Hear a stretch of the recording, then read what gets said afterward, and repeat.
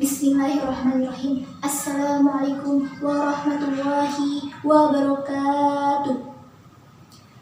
Sampurasun pangjejer sareng pamilon anu kusim kuring dipika hormat, langkung dipayun hayu urang panjatkeun puji sinaran syukur kehadirat Allah Subhanahu wa taala anu manantos masihan urang sadaya kanikmatan kasehatan sehingga urang sadaya tiasa patepung lawung paamprok jonghok patepang rarai dina ieu acara. Sareng teu hilap hayu urang curahkeun shalawat sarta salam ka Nabi Muhammad sallallahu alaihi wasallam, ka para kulawargina, ka para sahabatna, sarta urang salaku umatna dugi akhir zaman. Amin ya Allah ya rabbal alamin. Nepangkeun wasta abdi Intan Mulyaci, abdi ti kelas 11 MIPA 5 ngagem pancen janten penunggu catur.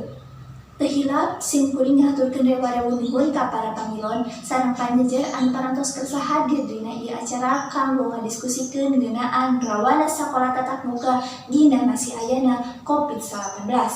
Supados teu nyangkolong kana waktos, hayu urang ngawitan ieu acara ku aosan basmalah sasarengan. Bismillahirrahmanirrahim. Pangjejer sareng pamilon anu sim kuring dipika hormat, saat acana dilajengkeun sim kuring bade nepangkeun saja pangjejer anu bade ngadugikeun komandangna nyaeta Bapak Ade Prayoga salaku Kepala Sekolah SMA Negeri 1 Majalengka. Para hadirin, supaya urang leuwih neeleman kana jejer anu bade dibahas ku urang sadaya, hayu urang regepkeun komandang ti Bapak Ade Prayoga. Sumangga ka Bapak Ade Prayoga kanggo ngadugikeun komandangna. Hatur nuhun ka Bapak Ade Prayoga anu parantos ngadugikeun komandangna. Sae kacida anu dirugikeunana, anu tadina urang sadaya naros dina manah urang sanaos teu dicarioskeun kunaon atuh ari sakola online tapi ari mall-mall dibuka. Tapi saatosna dijelaskeun ku Bapak Ade Prayoga, alhamdulillah urang sadaya janten muka pandang nyaeta sakumaha rawana sakola tatap muka dina masih ayana COVID-19. Nurutkeun mantena dibukana sakola panularan COVID-19 ieu bakal leuwih ningkat sanaos dibagi ku dua babak oge, pasti bakal nimbulkeun rasa kahariwang. Komo deui di tingkatan SMA anu asalna ti sababaraha wewengkon anu tiasa ngabulakarkeun panularan COVID-19. Bapak Ade Prayoga oge maparkeun kakurangan tina sakola daring teh nyaeta orang tua murid kudu nyadiakeun waraga anu leuwih keur meuli kuota.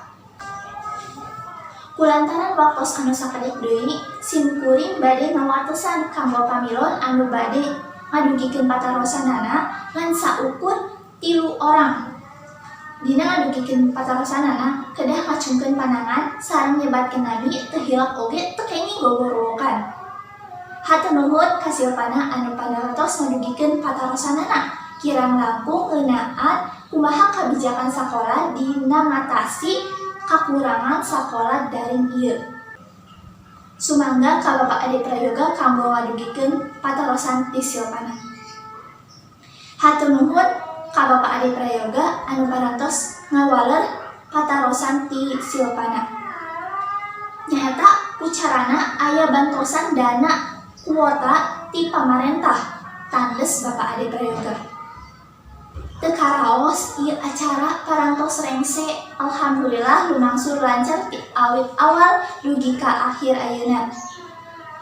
Acara salajengna hayu urang tutup ieu acara ku aosan hamdalah sasarengan, alhamdulillahirabbil alamin.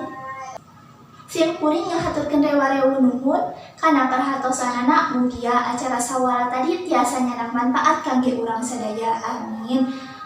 Kalih teh eta sim kuring nuhunkeun dihapunten bilih aya kalepatan. Hatur nuhun. Wassalamualaikum warahmatullahi wabarakatuh.